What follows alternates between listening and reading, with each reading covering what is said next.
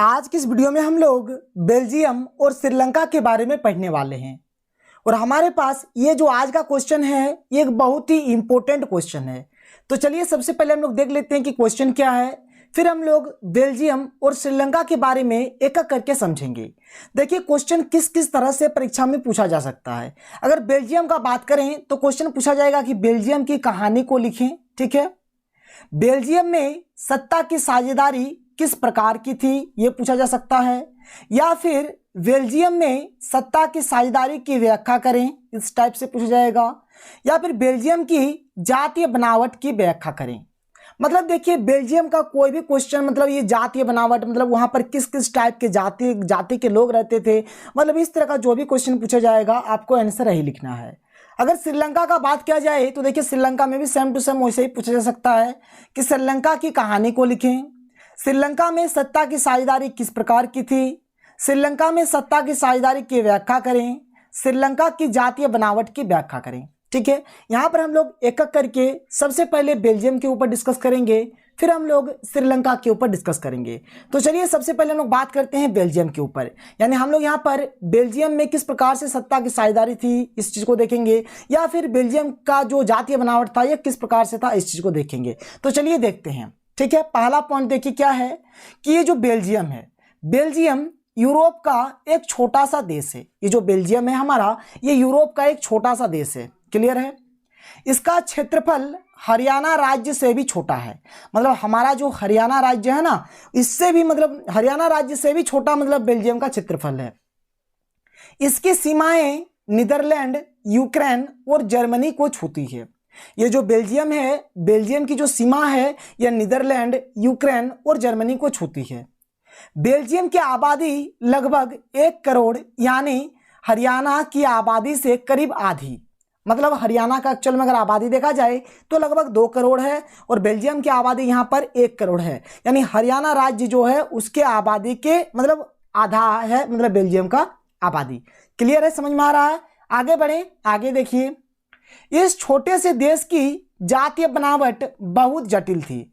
देश तो छोटा सा है लेकिन इसका जो जातीय बनावट है ना बहुत ही मतलब जटिल था, बहुत ही कॉम्प्लेक्स था। क्या था देखिए, देश की कुल आबादी का लगभग 59% हिस्सा फ्लेमिश इलाके में रहते थे और डच भाषा बोलते थे।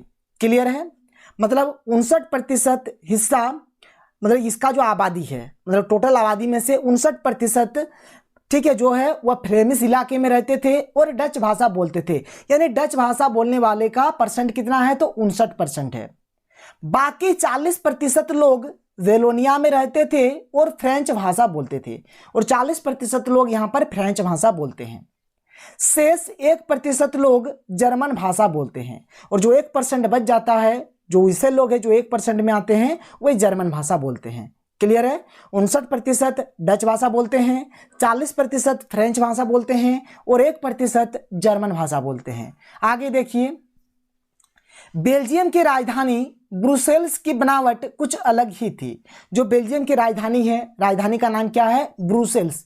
तो जो ब्रुसेल्स है मतलब यहाँ पर जो स्ट्रक्चर है जाति का यहाँ पर कुछ डिफरेंट है। क्या है देखिए, तो वहाँ के 80% लोग फ्रेंच भाषा बोलते थे और 20% लोग डच भाषा बोलते थे। क्लियर है, यहाँ पर 80% लोग फ्रेंच बोल रहे हैं, ठीक है, और 20% लोग डच बोल रहे हैं। क्लियर है, लेकिन अगर यहाँ पर देखा जाए तो आप देख सकते हैं क्योंकि यहाँ पर 59% डच बोल रहा है और यहाँ पर 40% फ्रेंच बोल रहा है। क्लियर है, बात समझ में आ रहा है। आगे बढ़ें तो यहाँ पर कुछ इस प्रकार से यहाँ का जातीय बनावट है। ये तो ब्रुसेल्स का था, हमने बेल्जियम के ऊपर भी डिस्कस कर लिया। अब आगे बढ़ते हैं। बेल्जियम में फ्रेंच भाषा बोलने वाले लोगों की संख्या कम थी। आप देखें, आप यहाँ पर देखिए यहाँ पर फ्रेंच कितना भाषा में बोलते हैं। फ्रेंच का भाषा बोलने वाला कितना है 40% और डच कितना है 59%। बात समझ में आया। यहाँ पर डच कितना है, डच है हमारे पास 59% और फ्रेंच कितना है तो फ्रेंच है 40%, फ्रेंच है 40%। अब आप खुद देख लीजिए यहाँ पर फ्रेंच जो भाषा है उसको बोलने वाले यहाँ पर कम लोग हैं, संख्या कम थी, तथा डच बोलने वाले लोगों की संख्या अधिक थी। और जो डच बोलने वाले हैं डच 59%, यानी डच भाषा बोलने वाले 59% लोग हैं, यानी डच भाषा बोलने वाले लोगों की संख्या अधिक थी। परंतु फ्रेंच भाषा बोलने वाले लोग धन और समृद्धि के मामले में डच भाषा बोलने वाले लोगों से ताकतवर थे। बात समझ में आया। लेकिन देखिए यहाँ पर अगर जनसंख्या का बात किया जाए तो डच यहाँ पर सबसे ज़्यादा है, 59% है। फ्रेंच कम है, 40% है। लेकिन अगर धन और समृद्धि के मामले में अगर बात किया जाए तो फ्रेंच भाषा जो लोग थे उन लोग मतलब धन के मामले में डच भाषा से मतलब ज़्यादा ताकतवर थे। मतलब ये जो फ्रेंच भाषा के लोग हैं इनके पास ज़्यादा धन था, धन दौलत इनके पास ज़्यादा था। क्लियर है।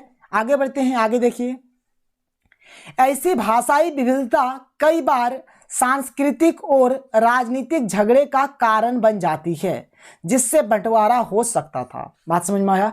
यहाँ पर जिस प्रकार से स्ट्रक्चर है, जिस प्रकार से जातीय बनावट है, इस प्रकार का जो भाषाई विविधता है कई बार क्या होता है, सांस्कृतिक और राजनीतिक झगड़े का कारण बन जाता है। लेकिन अब आपको क्या लग रहा है, क्या बेल्जियम में ऐसा हुआ था?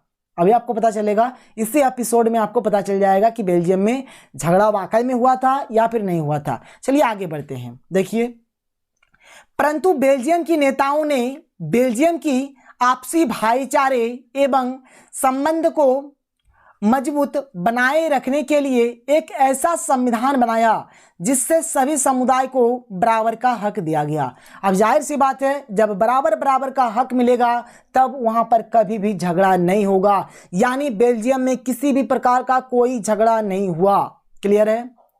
जिससे किसी भी व्यक्ति को बेगानेपन का एहसास ना हो। मतलब कोई भी व्यक्ति रहेगा ना, उसको नहीं लगेगा कि हम अकेले हैं, मेरे साथ कोई नहीं है, मतलब उसको बेगानापन का एहसास नहीं होगा। और सभी मिलजुल कर रह सके। मतलब उन जो बेल्जियम के जो नेता थे उन लोगों ने सोचा कि किसी भी आदमी को खराब ना लगे, किसी भी आदमी को बेगानेपन का महसूस ना हो, सभी मिलजुल कर रहे। सारा विश्व बेल्जियम की इस साझेदारी की दाद देता है। सभी कोई मतलब विश्व के सभी देश, सभी लोग बोलते हैं कि वाह वाह वाह है वाह, बेल्जियम आपने तो गजब का संविधान बनाया। जाहिर सी बात है, वहाँ के जो नेता थे ना, बहुत ही सोच विचार कर बहुत ही सुंदर सा संविधान बनाए थे। नहीं तो इस तरह का जो स्ट्रक्चर होता है, जातीय बनावट है, यहाँ पर देखिए हमेशा झगड़ा होते रहता है। अभी बात करेंगे श्रीलंका के ऊपर। श्रीलंका में झगड़ा हुआ था क्योंकि वहाँ के जो नेता थे, जो वहाँ के लोग थे, उन लोग अपने मतलब के लिए काम किए, ताकि जिससे क्या हुआ, वहां पर गृह युद्ध हुआ, जो कि अभी तक थमने का नाम नहीं ले रहा है। अभी तक वहां पर गृह युद्ध चल रहा है। क्लियर है। चलिए आगे बढ़ते हैं। अब देखिए, बेल्जियम का जो नेता था उन लोगों ने तो सोच समझकर एक सुंदर सा संविधान बनाया। किस प्रकार से क्या किया था इस चीज को देख लेते हैं। बेल्जियम में सत्ता की साझेदारी, कि बेल्जियम में सत्ता की साझेदारी किस प्रकार से है। तो बेल्जियम ने 1970 और 1993 के बीच 4 बार संविधान संशोधन किया। देखिए इतने टाइम में, यानी 1970 से लेकर 1993 के बीच उन लोगों ने क्या किया, संविधान का 4 बार संशोधन कर दिया, ताकि देश में रहने वाले किसी भी व्यक्ति को बेगानेपन का एहसास न हो और सब मिलजुल कर रह सके। बेल्जियम का संविधान निम्न प्रकार से है। उन लोग मतलब बार बार संविधान को संशोधित कर रहे थे। 1970 और 1993 के बीच उन लोगों ने 4 बार संविधान को संशोधन कर दिया। उन लोग यही चाहते थे कि जो भी बेल्जियम के लोग हैं, किसी भी लोगों को मतलब खराब नहीं लगे, सभी लोग मिलजुल कर रहे, किसी भी लोग को बेगानेपन का एहसास ना हो। क्लियर है। देखिए बेल्जियम का संविधान किस प्रकार से है। संविधान में सबसे पहले लिखा गया कि केंद्र सरकार में डच भाषी और फ्रेंच भाषी मंत्रियों की संख्या समान होनी चाहिए।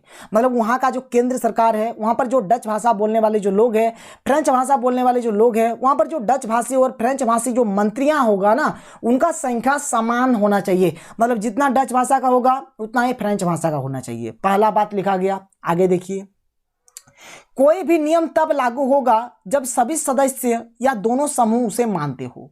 कोई भी नियम हो, कानून हो, तभी लागू होगा जब सभी सदस्य उसको मानेंगे, यानी दोनों पक्ष के लोग को मानना पड़ेगा, फ्रेंच भाषी लोगों को भी और डच भाषी लोगों को भी। इसमें कोई भी एक समूह निर्णय नहीं ले सकता। मतलब कोई एक ग्रुप है, यानी ना तो फ्रेंच वाला अकेले निर्णय ले सकता है, ना ही डच वाला अकेले निर्णय ले सकता है। केंद्रीय सरकार की बहुत सारी शक्तियां राज्य सरकार को दे दी गई, ताकि राज्य सरकार केंद्र सरकार के अधीन ना रहे। मतलब केंद्र सरकार का बहुत सारी शक्तियां को लेकर राज्य सरकार को दे दिया गया, मतलब ताकि क्या हो कि जो राज्य सरकार हो वो केंद्र सरकार के अधीन ना रहे।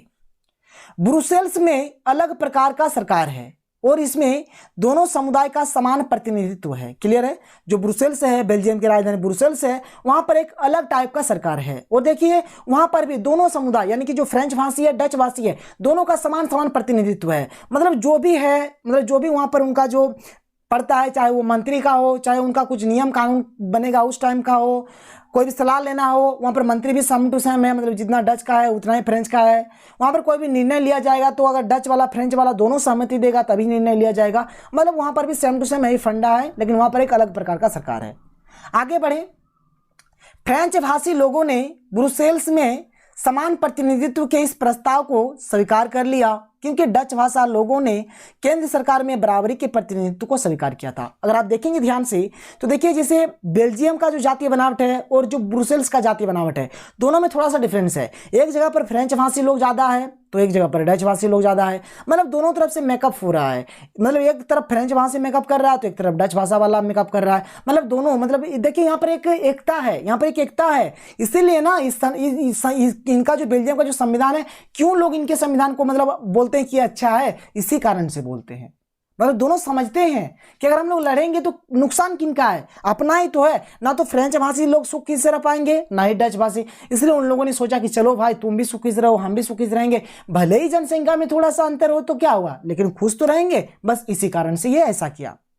केंद्र सरकार और राज्य सरकार के अलावा वहां एक तीसरे स्तर की भी सरकार काम करती है और वह है सामुदायिक सरकार, मतलब वहां पर एक 3 स्तर का सरकार है, केंद्र सरकार, राज्य सरकार तो है ये है, और वहां पर एक सामुदायिक सरकार भी है। आगे बात करें, इस सरकार का चुनाव एक ही भाषा बोलने वाले समुदाय के लोग करते हैं, बात समझ में आया। और इनका जो चुनाव करेगा मतलब एक भाषा, मतलब फ्रेंच भाषा के लिए तो फ्रेंच भाषा का एक अलग होगा और डच भाषा के लिए अलग होगा, मतलब इस टाइप से होगा। फ्रेंच, डच, जर्मन बोलने वाले समुदायों के लोग चाहे वो ये जहां भी रहते हो उस सामुदायिक सरकार को चुनते हैं, मतलब कहीं पर भी हो, देश के किसी भी कोने में हो, लेकिन ये जो सामुदायिक सरकार है, इस सामुदायिक सरकार को इन लोग चुनते हैं। इस सरकार को संस्कृति, शिक्षा और भाषा जैसे मुद्दों पर फैसला लेने का अधिकार है, मतलब ये जो सामुदायिक सरकार है, सामुदायिक सरकार संस्कृति पर, शिक्षा पर, भाषा पर, मतलब ये टाइप का जो भी मुद्दा होता है इन पर ही ये फैसला लेते हैं। क्लियर है, समझ में आया। तो ये था बेल्जियम का कहानी, पूरी बेल्जियम का सत्ताई साझेदारी। आगे देखिए क्या है कि बेल्जियम का यह मॉडल कुछ जटिल है, परंतु यह व्यवस्था बेहद सफल रही है। हाँ, भले ही देख के आपको लग रहा है कि थोड़ा कॉम्प्लेक्स है, देखिए कन्वेंस करना बहुत बड़ी बात है, एक बार मतलब डच वाला को कर रहे हैं कन्वेंस, एक बार फ्रेंच भाषा को बोलने वाले लोगों को कन्वेंस कर रहे हैं, मतलब कन्वेंस करना मतलब थोड़ा जटिल था, कॉम्प्लेक्स था।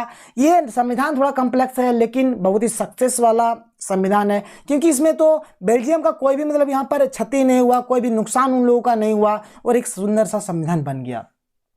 बेल्जियम की इस मॉडल से वहां गृहयुद्ध नहीं हुआ, नहीं तो बेल्जियम भाषा के आधार पर 2 टुकड़ों में बंट जाता। बात समझ में आया, मतलब बेल्जियम का ये जो संविधान बना जिसके चलते क्या हुआ, वहां पर गृहयुद्ध नहीं हुआ।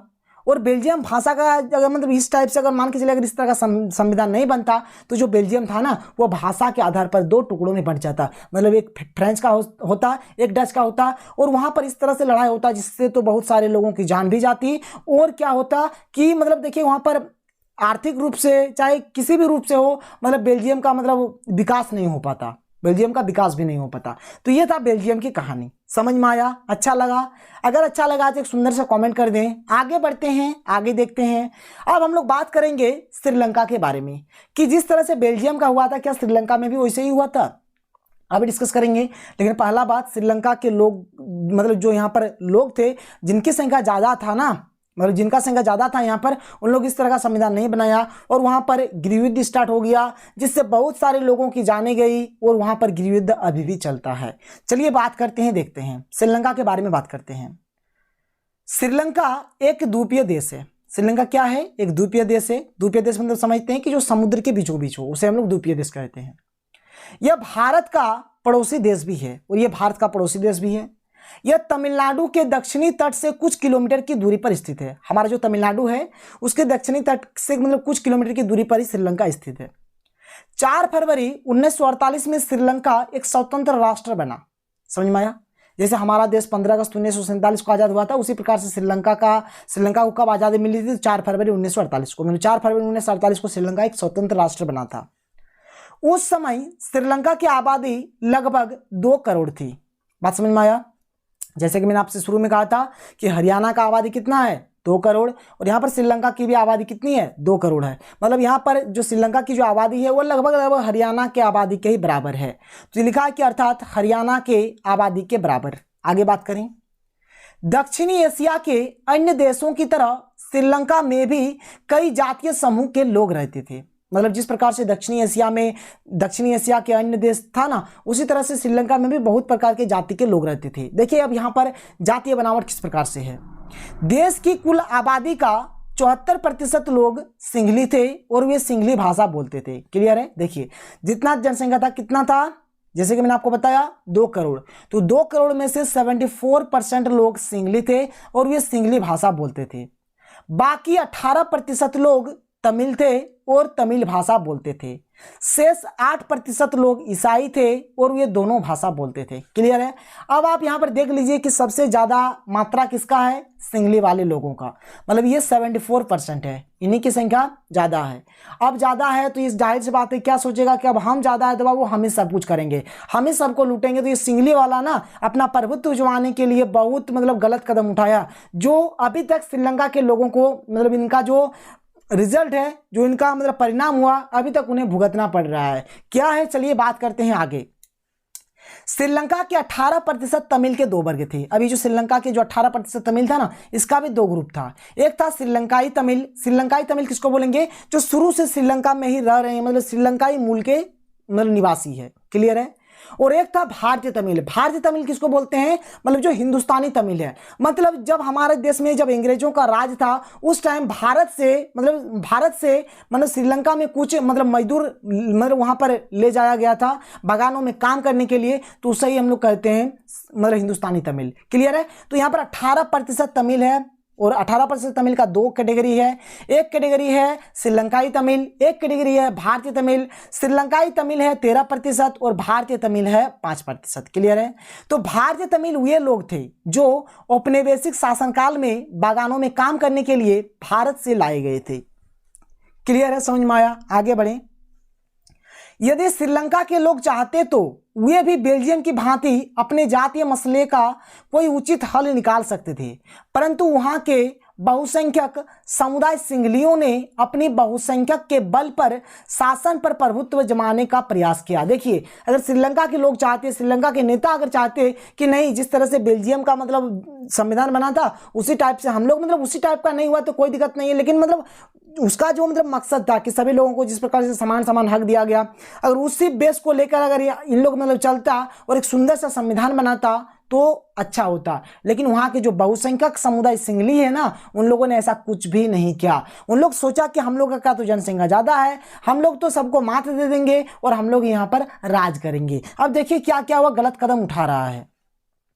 सिंहलियों ने वहां कई ऐसे कदम उठाए जिनमें अल्पसंख्यक तमिल समुदाय एवं ईसाई समुदाय को सत्ता में उचित साझेदारी नहीं मिली, जिससे वहां गृहयुद्ध शुरू हो गया जो आज तक थमने का नाम नहीं ले रहा है।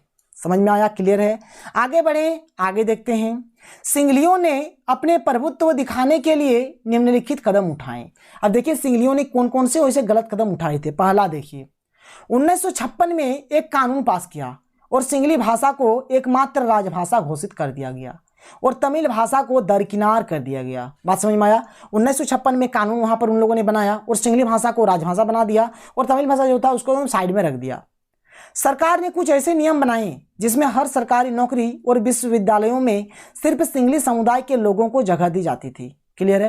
मतलब सरकार ने मतलब बहुत ही गंदा कानून बनाया था। क्या कानून बनाया था कि जो सरकारी फील्ड है, सरकारी नौकरियां हैं, या फिर अगर आपको यूनिवर्सिटी यानी कि विश्वविद्यालय में अगर आपको एडमिशन लेना है तो वहां पर मतलब सिंहली समुदाय को ही मतलब सिर्फ जगह दिया जाता था। मतलब तमिल ईसाई ये सबका कोई वहां पर मतलब कोई रोल नहीं है, कोई उन लोग का मतलब कोई यहाँ पर हक नहीं दिया जाता था, ना ही कोई जगह दिया जाता था। आगे बात करें।